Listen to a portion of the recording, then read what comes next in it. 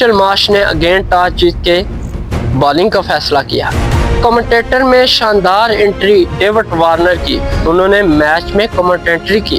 Australia की top performance, bowling ने तबाहकुन विकेटें उड़ाई इंडिया की। इंडिया के बैटर टोटली कंफ्यूज और डिस्टर्ब नजर आए ऑस्ट्रेलिया साइड बॉलिंग से। मिचेल मार्श की पावरफुल हिट से इंडियन क़यादत है परेशान। दोनों साइडों से क्राउड है फुल चार्ज एमसी ग्राउंड में। वेदर की बात हो तो क्लीन, आज मैच देखने का मजा आएगा। सेकेंड T20 मैच ऑस्ट्रेलिया और इंडिया के दरमियान MCG ग्राउंड में, देखते हैं मार्का किसके नाम। मेरा नाम नासिर अली, आप देख रहे हैं क्रिकेट एनालिस्ट विद नासिर। जितने भी सुनने वाले जानने वाले उनको खुश आमदीद कहते हैं, और जो भी न्यू मेरे चैनल पे विजिट कर रहा है उनसे रिक्वेस्ट है मेरे चैनल को सब्सक्राइब करें, जो कि 500 का टारगेट है। तो आप लोगों की मोहब्बत की वजह से ही मैं इस टारगेट को अचीव कर पाऊंगा। सो आज हम आपके सामने सेकेंड T20 इंडिया और ऑस्ट्रेलिया के दरमियान मेलबर्न क्रिकेट स्टेडियम में जो खेला गया उसके हवाले से डिटेल शेयर करेंगे। अगर मैं बात करूंगा 5 मैचों की सीरीज में अभी तक कोई भी मैच नहीं जीत पाया, और अगर फर्स्ट मैच की बात करूं तो वहां पे मैच ड्रॉ हुआ। तो आज सेकंड मैच है, तो देखते हैं कि दोनों में से कौन सी टीम ने अच्छी कारकर्दगी का मुजाहरा किया और किस में कितना दम था और ये मैच जीतने में कामयाब हुई।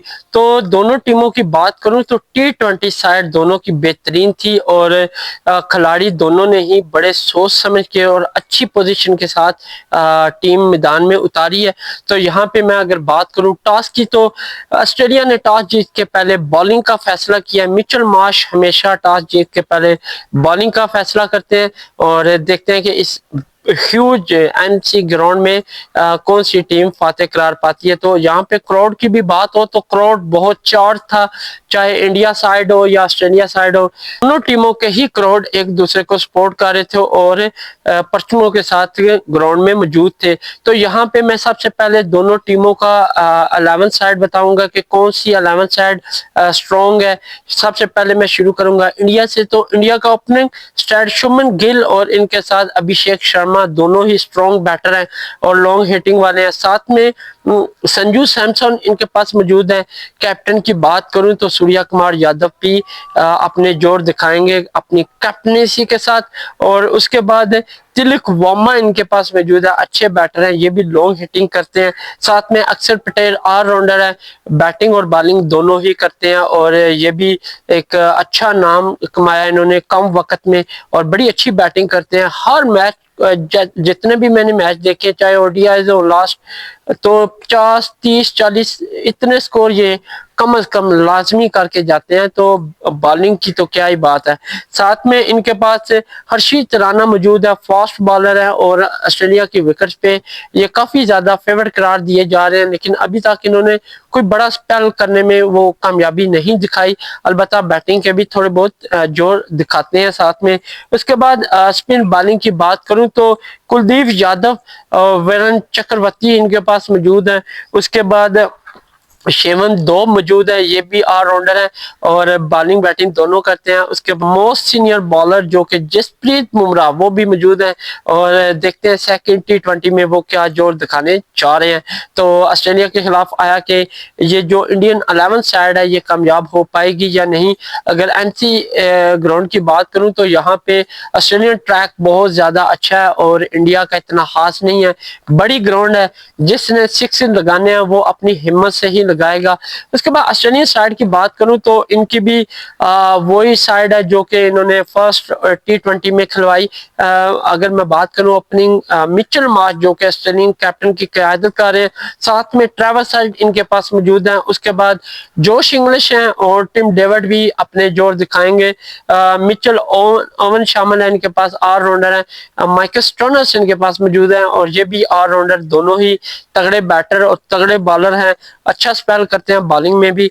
उसके बाद इनके पास मैट शॉट मौजूद है जो कि स्पिन बॉलिंग भी करते हैं और बैटिंग के भी जोर दिखाते हैं।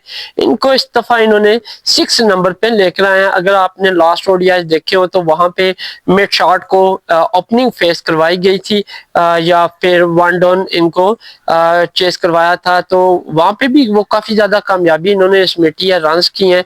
देखते हैं कि 6 पे क्या जोर दिखाते हैं। उसके बाद इनके पास बॉलिंग में ब्रैड लेड मौजूद है, नथन इल्स मौजूद है, दोनों ही फास्ट बॉलर हैं और यंगेस्ट एंड न्यू बॉलर है, अच्छा टैलेंट है। और उसके बाद इनके पास जोश हेजलवुड जो कि स्विंग के कह लें किंग है, और यहाँ पे मोस्ट इनकी इम्पोर्टेंट विकेट है क्योंकि यहाँ पे बॉल बोस और स्विंग के साथ बॉलिंग को ज्यादा मददगार साबित है। तो ये देखते हैं कि जोश हेजलवुड यहाँ पे क्या कारकर्दगी का मुजाहरा करते हैं। उसके बाद इनके पास मैथ्यू कनमान मौजूद है और ये भी कुछ खास अपनी परफॉर्मेंस तो अभी शो नहीं कर पाए, लेकिन देखते हैं जैसे जैसे ये मैच खेलेंगे कि क्या परफॉर्मेंस देते हैं। तो इस टाइम तजिया में यही कहा जा रहा है और यहाँ हर जगह पे यही डिबेट हो रही है कि ऑस्ट्रेलिया की टीम एमसी ग्राउंड में बहुत ज़्यादा फेवरेट करार है। तो चलिए बढ़ते हैं इंडिया की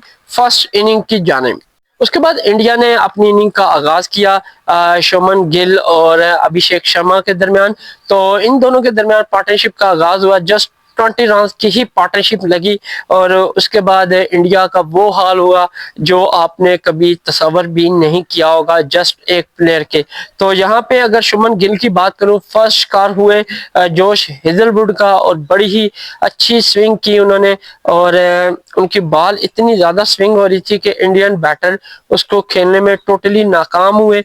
अगर बात करूं 20 रन पे पहली विकेट इंडिया की गिरी और उसके बाद संजू सैमसन 0 रन बनाए और नथन इल्स का सेकंड शिकार हुए 23 पे सेकंड विकेट गिरी इंडिया की। उसके बाद जो कि इंडिया के कैप्टन है सूर्या कुमार यादव अपने ग्राउंड में तो बड़े बड़े छक्के लगाते हैं, लेकिन मजा तब था कि ऑस्ट्रेलिया के इस ह्यूज ग्राउंड में वो सिक्सेस लगा के अपनी ताकत का मुजाहरा और अपनी स्पोर्टमैन का मुजाहरा करते।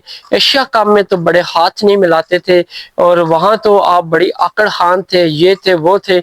इधर आपको क्या हुआ, यहाँ पे जस्ट 1 रन बनाया और जोश हेजलवुड की इनके पास बॉल नहीं खेलने हुई, इतनी स्विंग वो कर रहा था, लगाते ना छक्का फिर पता चलता। आपके पास सिर्फ इंडिया की डेड विकेटें ही आपके लिए कामयाबी है।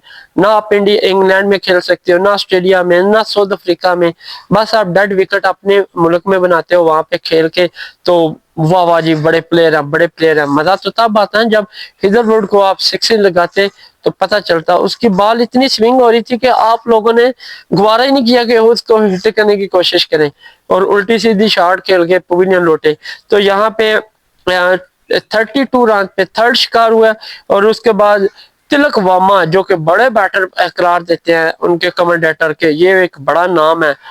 बैटिंग वो करता है नो डाउट, लेकिन बैटिंग इंडिया से बाहर भी करे ना तो फिर मजा आता है। यहाँ पे 0 रन और ये भी जोश हेजलवुड का शिकार हुए और 32 पे 4 खिलाड़ी इंडिया के पवेलियन गए। उसके बाद अक्षर पटेल आए और वो रन आउट हो गए। टिम डेविड की बॉल पे 7 रन उन्होंने बनाया, 49 पे 5 खिलाड़ी आउट। और उसके बाद हर्षित राणा और अभिषेक शर्मा के दरमियान कुछ पार्टनरशिप हुई और इन्होंने इंडिया की कुछ लाज रखी और क्या लेके 25 प्लस स्कोर किया पार्टनरशिप और इंडिया को 100 क्रॉस करवाया। अगर यहाँ पे हर्षित राणा की बात करूं तो बॉलर होके 35 रन उन्होंने बनाए हैं और ये ब्लड लेट का शिकार हुए। यहाँ पे अगर मैं बात करूं तो 105 पे इंडिया के 6 खिलाड़ी पवेलियन गए और उसके बाद शोवन दो 4 रन बनाए, ये भी कोई परफॉर्मेंस नहीं दी। ब्रैड लेट का शिकार हुए 109 पे 7 खिलाड़ी आउट। उसके बाद कुलदीप यादव 0 स्कोर कर सके, 110 पे 8 खिलाड़ी पवेलियन गए और ये माइकल स्टोनस का शिकार हुए। किस तरह लाइन लगी है 5-2-1-0 7-4-0। सिर्फ अभिषेक शर्मा और हर्षित राणा ने कोई अच्छी पार्टनरशिप दी, बाकी इनके कोई भी कुछ भी ना कर सका। वरुण चक्रवर्ती की बात करूं तो वो 0 रन बनाकर नॉट आउट हुए। अभिषेक शर्मा ने यहाँ पे थोड़ी हिम्मत दिखाई है और कुछ स्ट्रोक खेले हैं तो उसकी वजह से इंडिया का स्कोर बोर्ड कुछ अच्छा हुआ। उन्होंने 50 प्लस स्कोर किया, अच्छा स्कोर किया। जो बैटर जितना अच्छा खेले उनको दाद भी देनी चाहिए, नो डाउट, मुखालिफ हो या फिर अपना हो, जो प्लेयर अच्छा खेलेगा उसको दाद देनी चाहिए। अब ये न्यूट्रल विकेट पे खेल है ना, 68 रन बनाए इसने और सबसे टॉप स्कोरर रहा इंडिया के प्लेटफॉर्म से। तो 68 रन बनाकर ये बड़ी अच्छी इन्होंने एक कह लें कि ऑस्ट्रेलियन बॉलर को टफ टाइम दिया। तो ये होते हैं प्लेयर। तो अगर मैं बात करूं तो ये 9 शिकार हुए ऑस्ट्रेलियन बॉलर नथन इल्स का, और 125 पे इंडिया के 9 खिलाड़ी आउट हुए। उसके बाद जसप्रीत बुमराह की बात करूं 0 रन बनाए और ये रन आउट हो गए। बड़े ही अजीब से रन आउट हुए हैं। बॉल स्टॉप करके तो सिंगल लेने की कोशिश की और इसे पता ही नहीं बॉल किधर है। तो नथन इल्स का ये शिकार बने। यूं इंडिया की पूरी टीम 125 पे पवेलियन लौटी। ओवर की बात करूं तो 18.4 ओवर ही खेले। ऑस्ट्रेलिया की परफॉर्मेंस बॉलिंग में बहुत ही टॉप रही। सेकंड T20 में यहाँ पे बात करूं एक्स्ट्रा इन्होंने 3 रन दिया। टॉप विकेट टेकर हेजलवुड जिन्होंने 4 ओवर करा के बहुत ही कम स्कोर दिए और 3 खिलाड़ियों को आउट किया। उसके बाद नथन इल्स ने 2, ब्रैड लेयर ने 2 और माइकल स्टोनर ने 1 खिलाड़ी को आउट किया।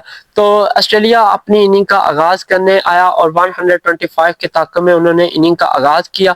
मिचेल मार्श और उनके साथ ट्रेविस हेड ने क्रीज को संभाला और शानदार बैटिंग की।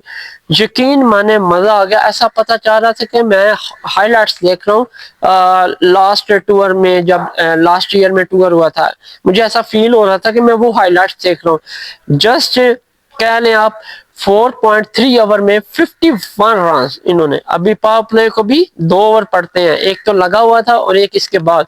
तो 51 स्कोर इन दोनों ने पार्टनरशिप में जड़े इंडिया को, और यहाँ पे इंडिया का काम तमाम हो गया। अगर मैं बात करूं ट्रेविस हेड की तो उन्होंने 28 रन बनाए। बेहतरीन इनिंग खेली, तेज खेले, लेकिन वो 28 रन बनाकर पवेलियन लौटे और इन दोनों के दरमियान 51 रन की पार्टनरशिप हुई।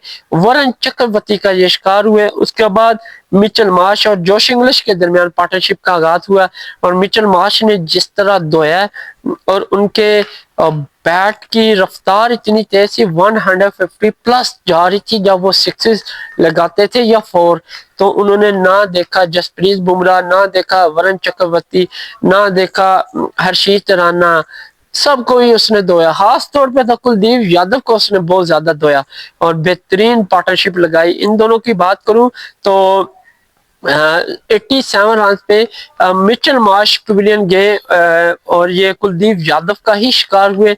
अगर मैं मिचेल मार्श की बात करूं तो 46 रन बनाए, 7.6 ओवर हुए और ऑस्ट्रेलिया का स्कोर 87 तक जा पहुंचा 2 विकेट के नुकसान पे। उसके बाद अगर मैं जोश इंग्लिश और टिम डेविड के दरमियान बात करूं तो टिम डेविड जस्ट 1 रन बना सके, 90 पे 3 आउट हुए और ये सेकंड शिकार वरुण चक्रवर्ती का हुआ है। उन्होंने बॉलिंग बड़ी अच्छी की है और काफी उन्होंने कोशिश की है कि मोर विकेट लेने की कोशिश की है, लेकिन वो उसमें कामयाब नहीं हो पाए। फिर भी उन्होंने 2 खिलाड़ियों को आउट किया और ऑस्ट्रेलिया के 90 पे 3 खिलाड़ी आउट हुए, 8.4 ओवर हुए और उसके बाद जोश इंग्लिश और मिचेल ओवन के दरमियान पार्टनरशिप का आगाज हुआ, लेकिन जस्ट 12 रन ही इन दोनों के दरमियान बने और जोश इंग्लिश 20 रन बनाकर कुलदीप यादव का सेकंड शिकार हुए। और देख ले ऑस्ट्रेलिया के 4 खिलाड़ी आउट हुए और चारों के चारों ही स्पिन बॉलर के हाथों आउट हुए। यहाँ पे अगर मैं बात करूं तो 11.3 ओवर में ऑस्ट्रेलिया का 112 स्कोर, 4 खिलाड़ी पवेलियन गए। उसके बाद मिचेल ओवन जस्ट 14 रन बना सके और 5वां शिकार हुआ जसप्रीत बुमराह का और उन्होंने इनिंग में पहली विकेट हासिल की। 12.4 ओवर में 124 रन के 5 खिलाड़ी पवेलियन गए। और उसके बाद मैट शॉट की बात करूं तो जसप्रीत बुमराह का ये शिकार बने। बड़ा अच्छा यॉर्कर उन्होंने लगाया लेकिन ये टोटली मिस कर गए और 0 पे पवेलियन लौटे। यूं 124 रन पे 6 खिलाड़ी पवेलियन गए और जसप्रीत बुमराह ने भी इनिंग में सेकंड खिलाड़ी को आउट किया। तो बॉलिंग की बात करें तो लास्ट पे इन्होंने आके थोड़ी मेहनत की है, लेकिन मिचेल मार्श और ट्रेविस हेड ने जो ओपनिंग स्टैंड दिया ना उसमें ही इंडिया का काम तमाम हो गया था। बात हो माइकल स्टोनस की तो 6 रन बनाकर नॉट आउट रहे, साथ में इनका ब्रैड लेयर भी 0 रन बनाकर नॉट आउट थे। तो यूं 125 का ताकत में ऑस्ट्रेलिया ने 6 विकेट के नुकसान पे ये हदफ 13.2 ओवर में सक्सेसफुल हासिल किया। इंडिया की बात करूं तो उन्होंने इनिंग में 11 रन एक्स्ट्रा दिया और टॉप विकेट टेकर की बात करूं, कुलदीप यादव, जसप्रीत बुमराह, वरुण चक्रवर्ती, इन तीनों ने 2-2 खिलाड़ियों को आउट किया। ऑस्ट्रेलिया बआसानी ये मैच 4 विकेट से विन हुआ। और अगर मैं बात करूं प्लेयर ऑफ द मैच की, तो जोश हिजलवुड ने 3 खिलाड़ियों को आउट करके टॉप परफॉर्मर रहे और सेकंड T20 ऑस्ट्रेलिया अपने नाम किया। यूं ऑस्ट्रेलिया को 5 मैचों की सीरीज में 1-0 की बढ़तरी हासिल है। देखते हैं कि थर्ड T20 इन दोनों के दरमियान कैसा रहता है और कौन सी टीम ज्यादा मेहनत करके, जिसे मुझे लगता है अगले जो 3 मैच हैं वो बड़े ही टफ होने वाले हैं और मेरे ख्याल में मोस्ट फेवर करार दिया जा रहा है कमेंटेटर साइड से इंडिया को। लेकिन ऑस्ट्रेलिया की जो टीम है वो भी इस टाइम फॉर्म में है और देखते हैं कि ऑस्ट्रेलिया ओडीआई की तरह ये भी सीरीज अपने नाम कर पाती है या नहीं। तो देखते हैं थर्ड T20। तब तक के लिए इजाजत दें, अल्लाह हाफिज।